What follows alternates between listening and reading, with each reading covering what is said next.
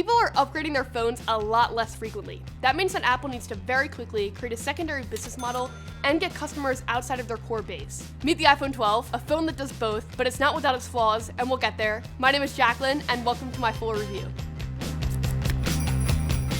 Alright, so the iPhone 12 was Apple's $829 iPhone, and when I popped it out of the box, my first two thoughts were, damn, that's very blue, and wow, it is very square in the hand. Both things I'm actually a fan of. I feel like the blue in video doesn't look nearly as good as it does in person. Like, I'm actually high-key in love with this color. It does pick up fingerprints, but I know that like 99% of you like adamantly do not care about that. And dimension-wise, it's the same dimensions as the iPhone 12 Pro, but it's actually significantly lighter because the rails are aluminum versus the stainless steel on the 12 Pro. And I actually asked some of you on Twitter, do you prefer a heavier phone that's made of more premium materials or a lighter phone that's made of cheaper materials?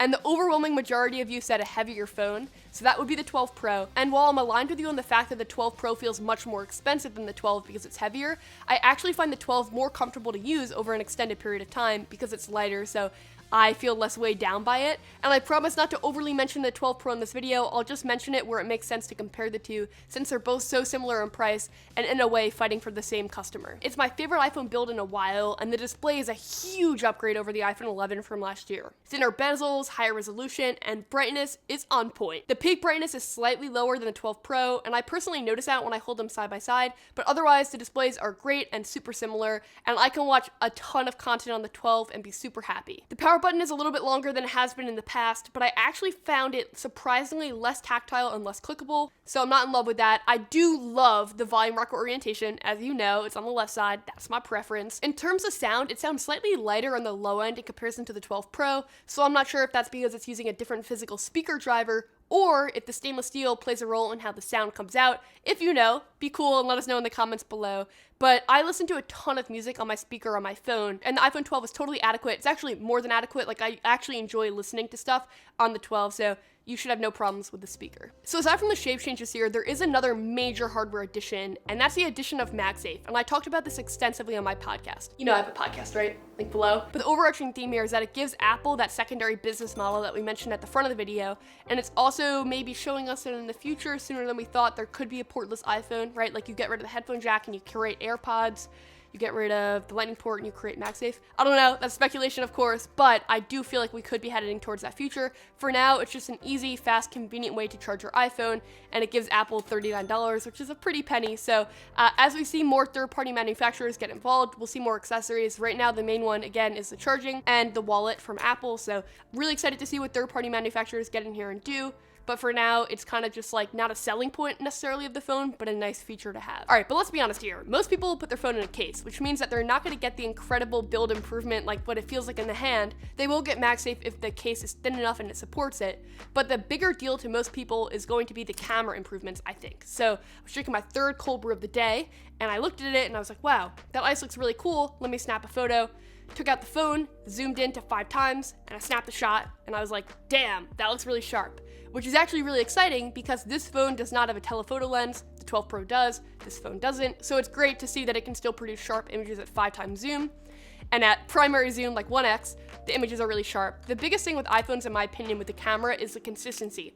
Like, you know you're gonna get a pretty good image every time, and there's consistency in color between the ultra-wide and the primary. So I can take a shot on the ultra-wide and take it on the primary, and it doesn't look like a completely different white balance. The overall photos from both the ultra-wide and the primary are pretty iPhone-like, so if you like that and you're into that, you will like this phone. There definitely are improvements over the past years. The night mode improvements are definitely prominent. If you're on the iPhone 12 Pro, you're gonna get better portraits and night shots because it has this LiDAR sensor, which is like for depth sensing. So if that really matters to you, the iPhone 12 Pro has the superior camera setup, but for the general average person, this camera is more than enough, and it has HDR video. So they did not just keep that for the 12 Pro, they brought that to the 12 as well. In this video, I did not include HDR video because if you do not have a device that supports HDR video, then it looks absolutely horrible. But if you do have a device and you want to check out some HDR video, you definitely should because it really looks very true to life. And I think that as this file format starts getting supported, it will take video to another level. And in my opinion, iPhone already has the best video, so it's just going to keep going up, and I'm super excited about it. Non-HDR video looks great as well. Focus is there. There's great dynamic range, and I'm super impressed with it. All right, this is your front-facing video test. This is 4K 30 frames per second. I'm going to kind of expose myself right now. studio is kind of a mess, but I want to show you this in multiple lighting environments. So this is without like really the studio lighting hitting me. This is just overhead light. And now this is with some side studio light. So this is how it would look if I'm like straight on with studio light and then coming in from the side. This front facing video is actually kind of impressive, and it makes me feel like I gotta do an MPT style camera comparison.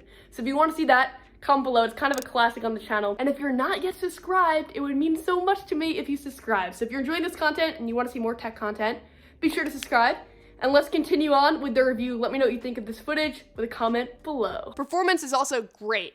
This A14 Bionic absolutely crushes everything I want to do, from doom scrolling on social media to playing Asphalt 9 and being terrible at it. This phone, it's good. Performance is definitely a strong suit of this phone. Oh, and have you heard? 5G just got real? Yeah, no. 5G very much did not just get real. Millions of people already have had it, so Apple's not like pioneering this tech. But it did just get real for millions of new people that are going to experience 5G for the first time on iPhones. And this is good for you, even if you're not an iPhone user, because it means that carriers now have even more of an incentive to roll out 5G in the United States. As it is now in the US, 5G is a very mixed experience. So depending on where you live, you'll get those really, really sexy 1,000 down speeds, or the much more modest, wider band, T-Mobile-like speeds that aren't incredibly fast but are somewhat of an improvement. Either way, Apple will use smart data mode to decide when to give you 5G and when not to, obviously to preserve the battery life. The one weird thing here though is that it will still say 5G even if you're not on 5G, so that's kind of questionable.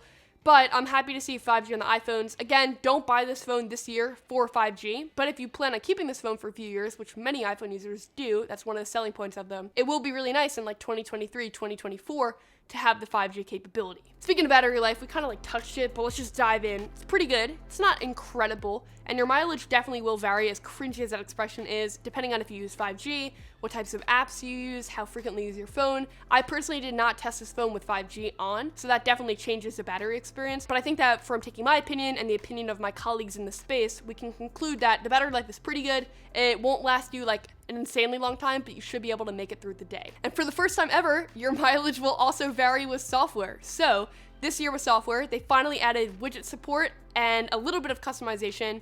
And I actually think that it was a really smart move because Apple, as I said in the beginning of the video, is trying to get out of just that core customer base and expand as they become more of a service-based business model and not just selling new iPhone hardware every year. And adding widgets makes it easier for an Android user to kind of switch over to iOS, and it's not nearly as customizable as Android, but I think that one of the selling points of Apple is how iOS looks and the fact that they control every aspect of it. So they couldn't go full Android, but I think that what they did here is enough, and we'll keep seeing more customization getting added down the line very, very slowly.